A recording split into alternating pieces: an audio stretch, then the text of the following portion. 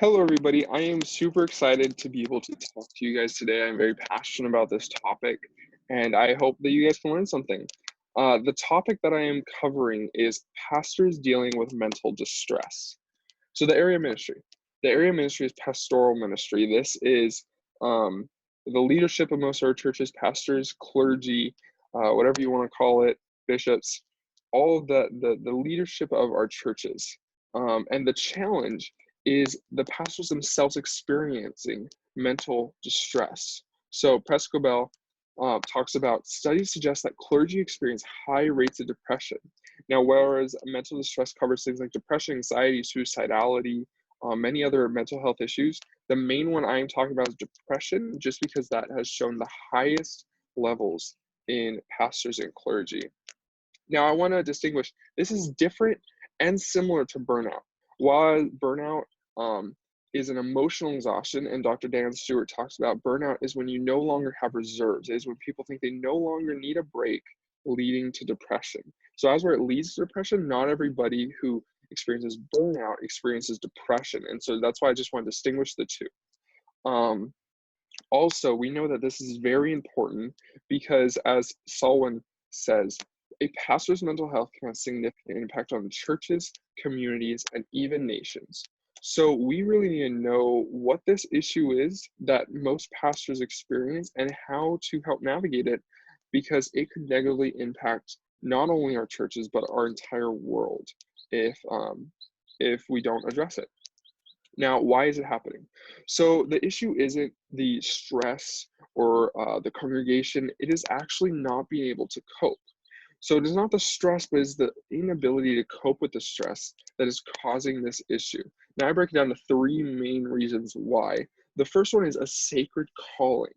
So this is all the expectations that come with someone being called to pastoral ministry.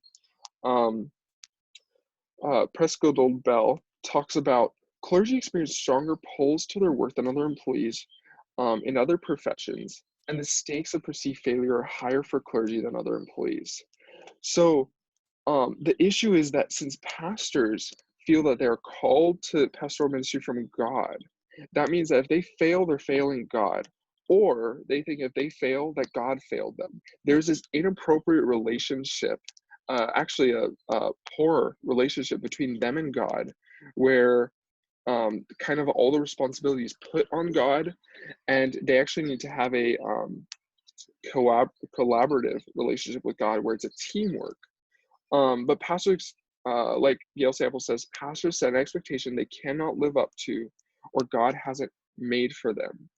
And they set the same standard for the church to see in them. So it's not just the church's expectations or what the church expects that pastor to do, but it is the pastors themselves not knowing what is an appropriate standard and expectation for the job they are stepping into. The second one is crossing boundaries.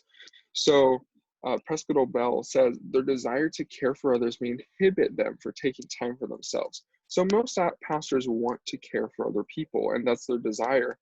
But when you don't have appropriate boundaries, they end up getting crossed, and you either spend too much time and not enough time on yourselves, or personal boundaries get crossed, or relational boundaries. There's so many boundaries that get crossed within pastoral ministries.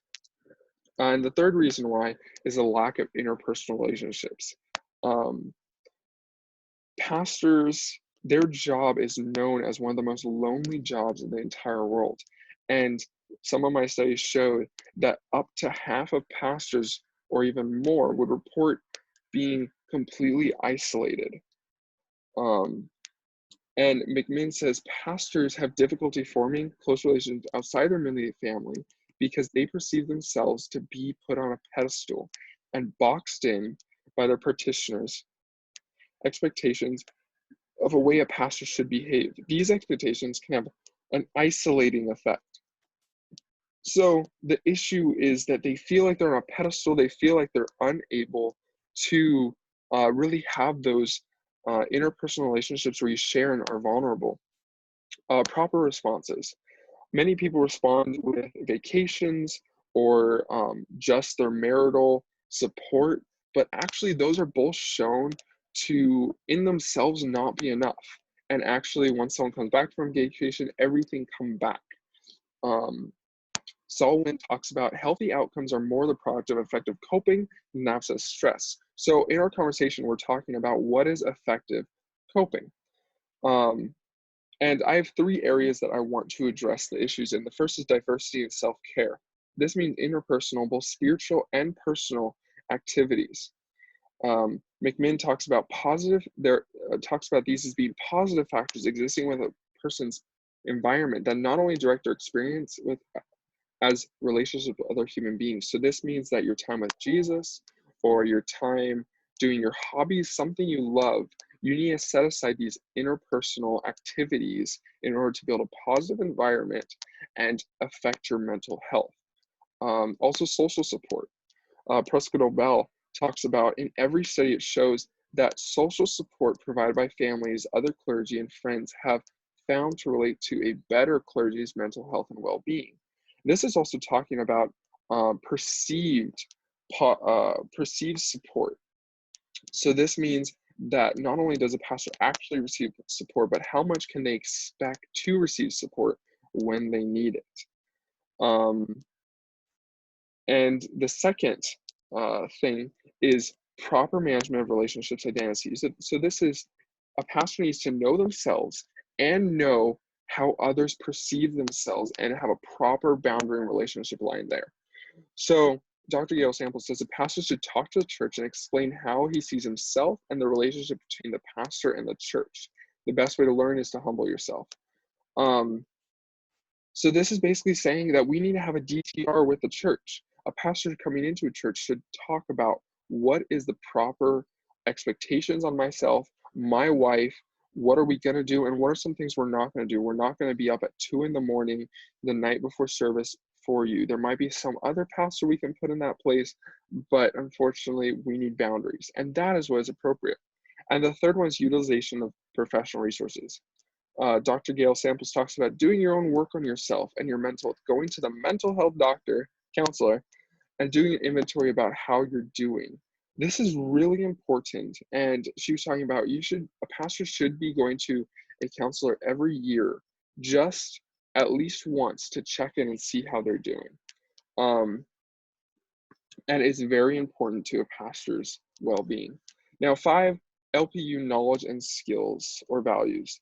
The first one is how to face stressors in pastoral ministry. So classes such as Transformational Ministry Practicum and Foundations of Transformational Ministry, those really gave me tools as far as how to approach these different situations that might arise. And Dr. Dan Stewart did a fabulous job of giving articles and situations that we were really able to see what does it look like in pastoral ministries.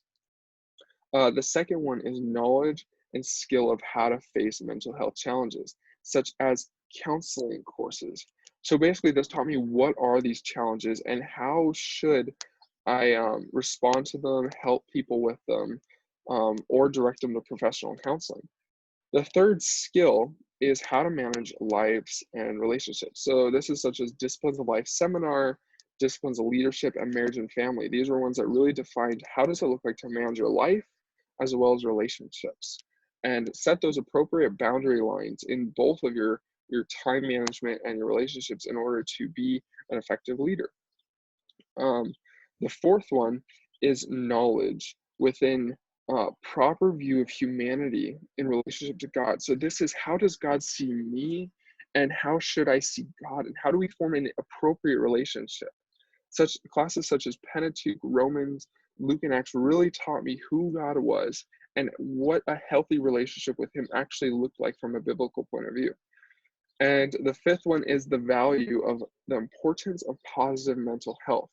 So this is classes such as counseling, marriage and family, disciplines of life, transformational ministry, practicum. All of them really gave me a look of importance when it comes to mental health. Before I came to this college, I did not have this value of mental health that became so important. And it was purely based on the college and other influences that really impacted my importance in positive mental health. Now, most success and least success at LPC. The most successful thing I think LPC did for this topic is promotion of positive mental health through the culture, the classes, and free counseling. It is no question, if you come to LPC for a year, that mental health is important. And even the election of Angie Ritchie onto our campus really promoted it, because Angie, if you know her, you know she's all about mental health. She's all about promoting taking care of yourself first and making sure you have that resource so you can pour into people. And I think that is the most successful thing Life Pacific did.